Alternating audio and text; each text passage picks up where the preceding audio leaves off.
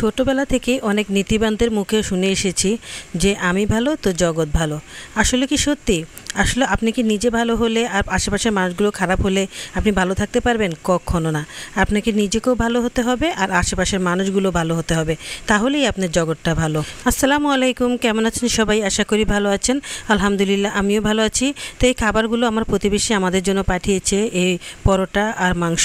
এটা ঈদের দিনে দুপুরের ব্লগ। সবাইকে ঈদ মুবারক। তো ঈদের সকালের ব্লগটা অলরেডি আপনারা দেখে ফেলেছেন, আর এখন দুপুরের ব্লগ। এটা আমি প্রথমেই বলেছিলাম যে আমি ভালো তো জগৎ ভালো, এই কথাটা আসলে একদমই মিথ্যে, কারণ আমার পাশের মানুষটাও ভালো হতে হবে।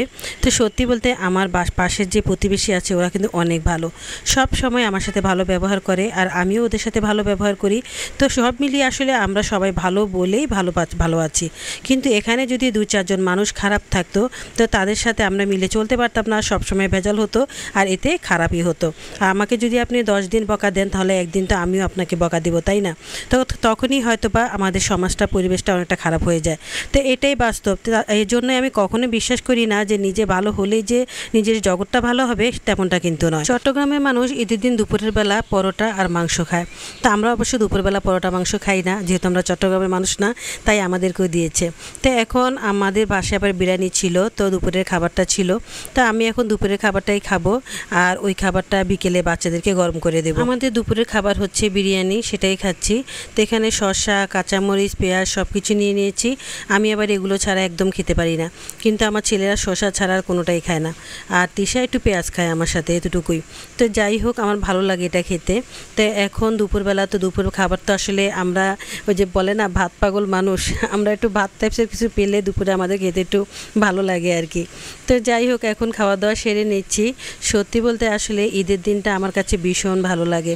মানে ঈদের দিনটা আমি কখনো কোনো দিনও মানে রাগ করে থেকে মিস করতে চাই না। আমার যত কষ্টই থাকুক, যত মন খারাপ থাকুক, আমার আত্মীয় স্বজন, আমার আশেপাশের যত মানুষ আছে, তো আমি তাদেরকে নিয়ে ঈদ করতে চাই। কিন্তু আমার দুর্ভাগ্য যে আমি আমার আত্মীয় স্বজনের সাথে কখনো তেমন একটা ঈদ করতে পারি না, যেহেতু আমি চট্টগ্রামে থাকি, আমি অনেক দূরে থাকি, এই জন্য আমার তাদের সাথে তখন ঈদ করা হয় না। আর বিশেষ করে যে আমিও যাব সেই সময়টাও আমার হয় না। তো আমার হাজব্যান্ড এমন একটা চাকরি করে যে ওকে নিয়ে যে যাব সেটাও পারি না, এত দূরের পথ যে ও আমাদেরকে একাও ছাড়তে চায় না। এই সব সমস্যা মিলিয়েই আসলে আমাদের আর আত্মীয় স্বজনের সাথে ঈদ করা হয় না। এর জন্য আমাদের সাথে অনেক আত্মীয় স্বজন অনেক রাগ করে থাকে, অনেক মন খারাপ করে, অথবা বলে যে আমরা ইচ্ছে করে আসি না। তখন খুব কষ্ট হয় কথাগুলো শুনলে। সত্যি বলতে আমরা আসলে ইচ্ছে করে না, আমাদের আর কি পায়ে যেরকম শিকল দিয়ে রাখা হয় ঠিক সে এরকম আর কি কিছু একটা, মানে অদৃশ্য একটা শিকল পরে থাকি আর কি। তো যাই হোক, খাওয়া দাওয়া শেষ হয়ে গেছে। আর আত্মীয় স্বজনকে আর কি বুঝাবো, ওরা তো আর বুঝতে চাইছে না, বুঝাতে পারবোও না। তো কিছু করার নেই, উপরে আল্লাহ একজন আছে, উনি তো জানেন। তো যাই হোক, এখন এই যে চকলেট খাচ্ছে। আমার ছেলে চকলেট পেলে যে কত খুশি হয়। অনেকগুলো চকলেট দিয়েছে ওর আন্টি, আর এখন এগুলোকে সবগুলো কেটে বের করে দেখেছে কোনটা ভালো লাগে খেতে।